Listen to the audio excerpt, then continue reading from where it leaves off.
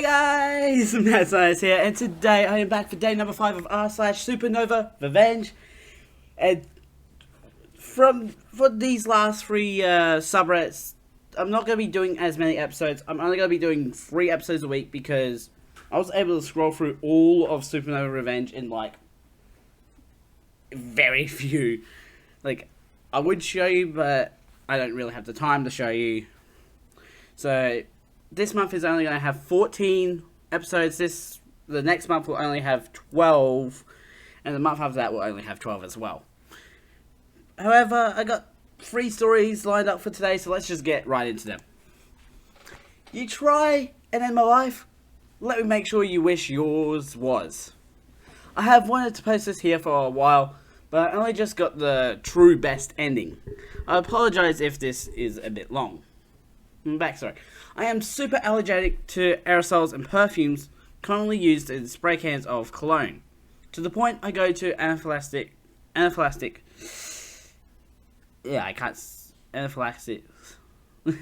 if it touches me directly or breathe it in directly, and I have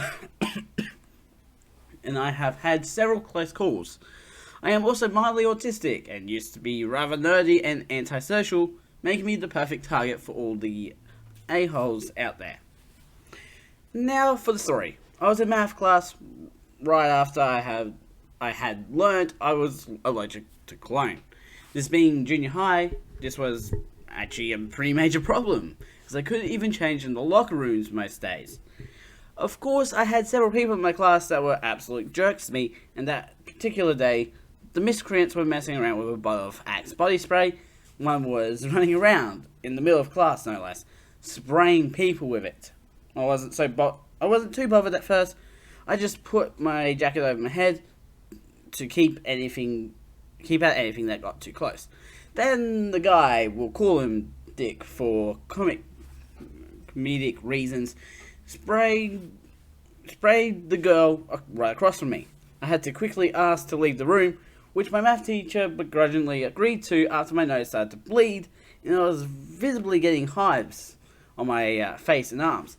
I quickly left to jeers of, "What? The smell too manly for you, gay short?" Oh, come on. Go back to your anime, OP. No one wants to see your face explode in front of the math teacher, mind you, and spent most of the rest of the hour puking out the lunch I had recently eaten. Seeing as it was the last hour of the day, I decided to wait until school was over before calling my mother to take me home to save out on the paperwork. Soon enough, the bell rings and I leave the bathroom to head to the front office to call my mother, and I was walking down the hall. However, I hear some conspicuous giggling behind me, which I recognize as Dick's. Then I hear the worst sound, the hiss of a spray can right in my face. I dropped instantly, my airways closed like an eyelid, gasping for breath. I didn't even have enough time to call for help before I passed out on the floor, but not before hearing a soft "oh short" from one of Dick's friends. I found out later that, of course, the cameras in the hall were down for maintenance, the same bullshit as always. Anyone with half a brain knew by that point that the cameras were just for show. They never caught Dick for doing that, despite my insisting it was him. I had almost died and was in the hospital for more than 2 weeks by the time I was good enough to go to school again. When I got back, Dick was still a dick, and I guess he thought I forgot, or maybe didn't know it was him. I didn't forget. I knew who it was who did that. I just needed some way to get back at him. Fast forward 2 years. I am 15 and in high school, and Dick has become a football player and track star. To everyone else, the event was lost to time, and I even forgot it sometimes. Until one day, at Walmart, I saw Dick again with a girl who was clearly not his girlfriend. The tongues were flailing in that poor dried food section, and I was just going to leave. And then I remembered what he had done to me, and my master plan began. I quickly snapped a picture and hurried on my way, an evil smile on my face and a more sinister plan forming in my head. I spent almost a year gathering every piece of juicy dirt I could on poor Dick, and trust me, it was a lot. I'm not going to list everything here, but to put up a few things: child prawn, drug use, underage drinking, poaching. Took some time to dig that one up. Vandalism, etc., etc., etc., etc. Then I got the best one of all: an explicit image taken by one of his friends at a house party that I had to borrow someone's iCloud account to get. This one was something that made me sick to even see. Dick on the bed doing something unsavory to his own sister, who, to top it off, was only 11. Oh no! Once I had gathered over 300 images, recordings, and text messages, minus my grand finale, and anonymously put them into a police drop block in a big manila envelope. After only a day, I didn't see Dick at school. Then a week passed. Then a month. I didn't even hear a news report on it. This wasn't enough for me, even though I knew from a friend he was already in jail. I decided it was time to make sure I ruined his life forever. So, what did I do, you may ask? Well, I took my drop card image put it in the mailbox of Dick's poor family. And I then waited. I didn't hear any more about this story until just a week ago. Dick was put on Sudoku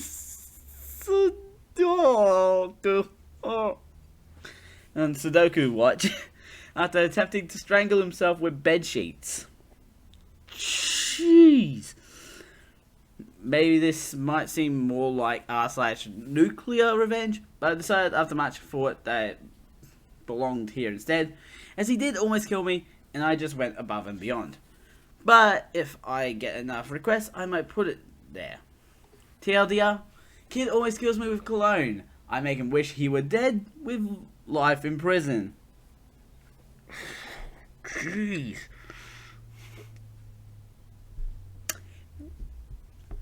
I don't think going the bedsheet rat is the best idea. You're gonna... Unless he did the noose thing. Oh my gosh. I am so dark at times. Okay. Let's move on to this one. Plywood Pyros. There is death in this one. Oh god, here it goes. Insert obligatory mobile posting in English is my first language, and hey, it's my first post. I've read and listened to a lot of other people's revenge stories, and finally decided to post my own from middle school to high school years. This one is highly illegal. Backstory. I'll try to keep short and sweet. All through middle school and most of high school, there was a drug dealer living across the street from us.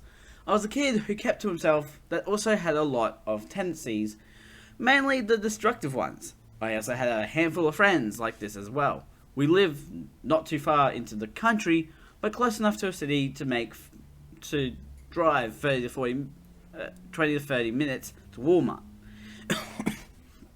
There was no neighbours for about a mile down each side of the road.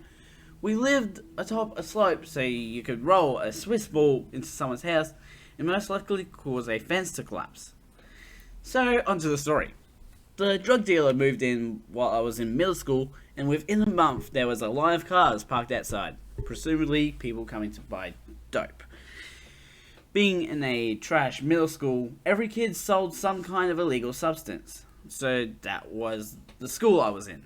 My friend, who wonderfully gained the nickname of Graves, mainly because if you wronged him slightly, you wish you'd be in one, always wanted to hang out with me. Graves and I were both about 6 foot in middle school and about 200 pounds each. We hung out and he spent the night at my house. We talked about random things in the anarchist cookbook, society itself, and just everything forked up in the world. I fell asleep soon after he did, and about an hour later, 4 a.m., we heard gunshots across the street. We were in the living room, which is closest to the drug house. A little backstory for Graves. His mother and father beat him. His dad was in military service, and his mother was an alcoholic. He had been living with his grandparents for quite some time when both of them passed within a week of each other. During this time, he lived alone in the house in fear of his father and mother finding out. His uncle called to say hello, and he took the chance to move with them. Graves also tortured small animals like lizards, squirrels, dogs, opossums, anything he could get his hands on.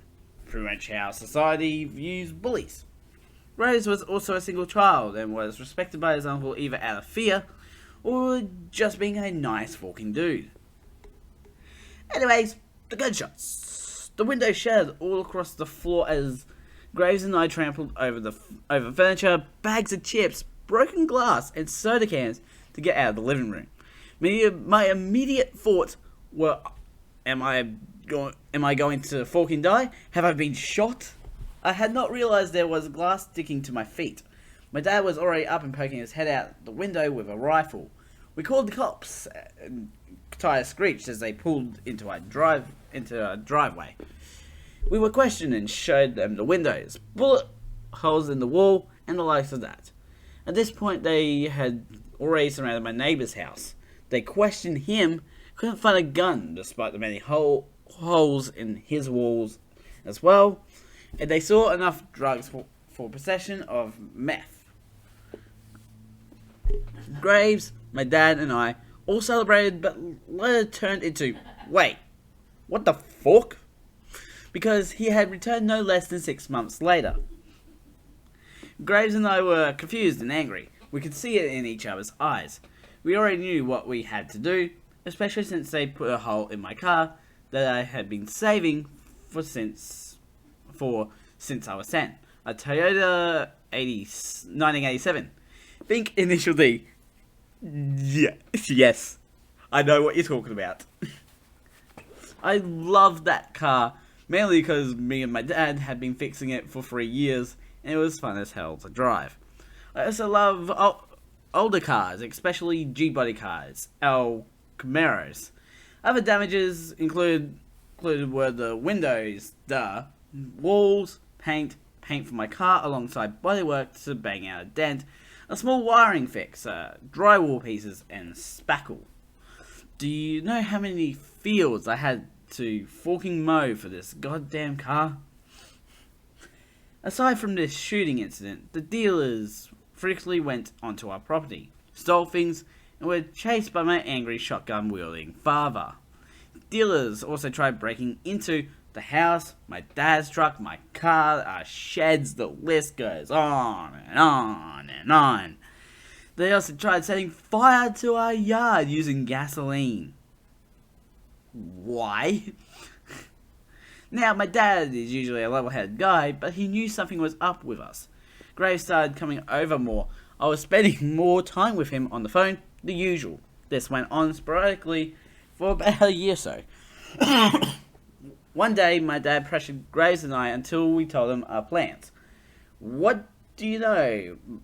My dad agreed to them and was willing to join in the charades. He only agreed to this after chewing us out, and chewing us a few dozen new a-holes. At this point, it was my first year in high school. We did get looks at school as other students asked us about what we were reading. Anarchist cookbook.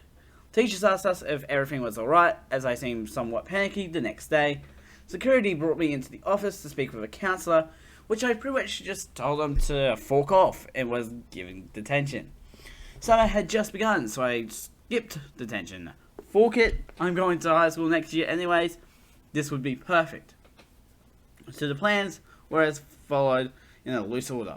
Things we had to buy: fast dry concrete, plywood, a new BB gun, alcohol, a flare, and random fireworks. We were going to blow out the windows with the BB gun, a cheap one so we can melt it down later. Board up his door and pour concrete in to seal it off, throwing the flare through a window along with some fireworks, and watched the house burn down. Obviously, we could most definitely get arrested, but we didn't care. Our neighbours were going on vacation, and either way, they wanted the drug dealers gone, as they had also tried to steal short off their property, namely their car. So months went by of observing the house after his return. We figured out the schedules and such with the general layout of the house. There was only one door to the outside. They were home roughly every Sunday and Monday preparing drugs, and nobody ever showed up those days. We had fun during those months, mailing fake eviction notices, health department notices, and just overall scam-worthy letters. We even shipped dog short to them, along with odd circus toys that we found. Overall, we spent maybe $200 on letters and the mailing of USPS grade shenanigans. So the night came, Sunday, and it was 1:30 a.m. We snuck across the street and we drilled the plywood into the house and poured the concrete through the top opening. We took this slow as to not wake them up. We waited a while around 3:30 a.m. and then began shooting the windows. Once the first one busted out, we could tell they were up. My dad had tied about 3 mortars, a short ton of firecrackers, and more to the flare.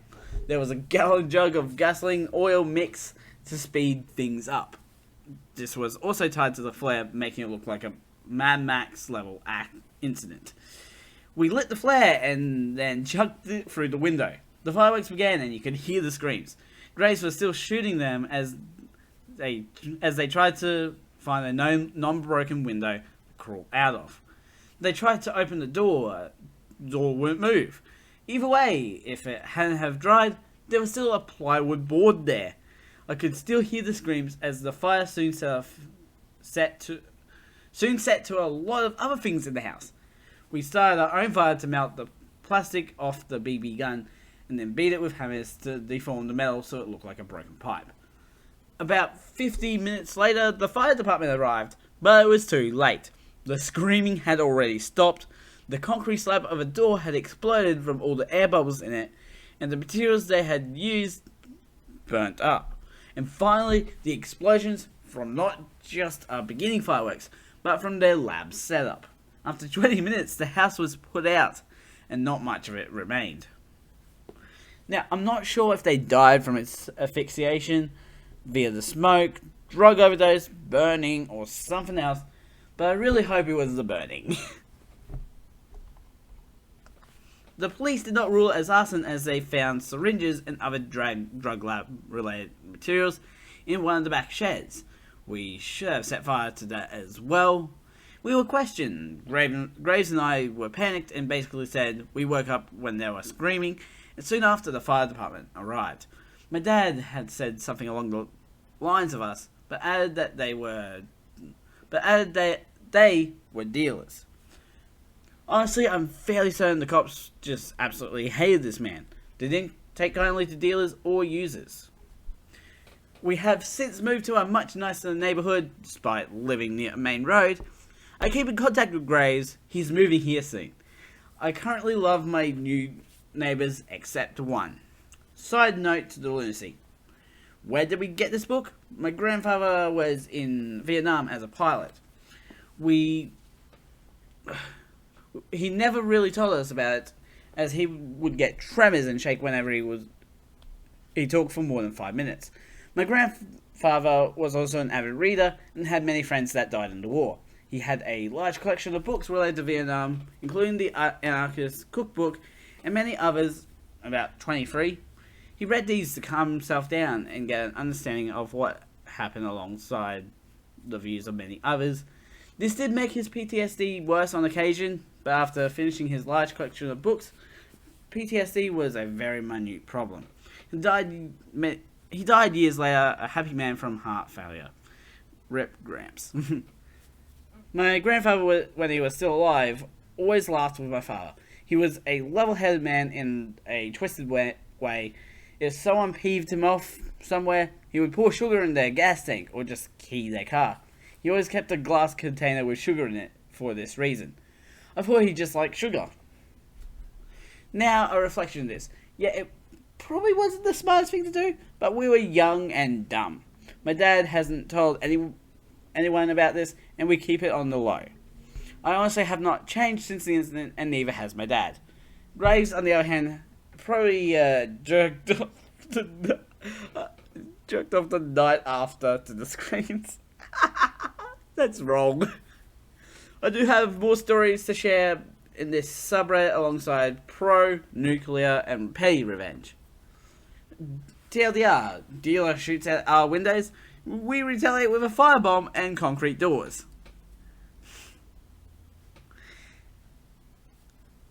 Oh my gosh.